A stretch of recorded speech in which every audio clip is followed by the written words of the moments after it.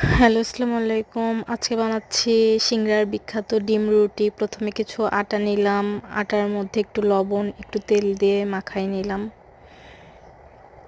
আসলে এটা ডিম রুটি হচ্ছে না, ডিম পরোটা হচ্ছে অনেকটা। তারপরে একটু পানি দিলাম, দিয়ে আটাটাকে ভালোভাবে মেতাই নিব এখন। তারপর একটু তেল দিয়ে আটাটাকে রেস্টে দিব। তারপরে রুটি বানানোর জন্য আটার খামির করে নিচ্ছি। এতে সুবিধা হয়, তাড়াতাড়ি রুটিগুলো বানানো হয়ে যায়। এই যে আমি রুটিগুলো বানাই নিচ্ছি। এখন ভাজতে চলে গেলাম। ফার্স্টে একটা রুটি দিয়ে একটু হালকা করে ভেজে নিলাম। এরপর ডিমটা রেডি করব। একটা ডিম নিলাম, নিয়ে তার মধ্যে পেঁয়াজ, মরিচ, লবণ দিব, হলুদ দিব, মানে আর কি ডিম ভাজি যেভাবে করে। ডিমটাকে আমি ভেজে নিব।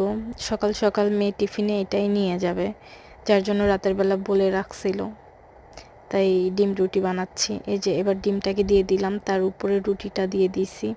এবার দুটা একসঙ্গে ভেজে নিয়ে রোল বানাইলেই সিংড়ার বিখ্যাত ডিম রুটি হয়ে যাবে।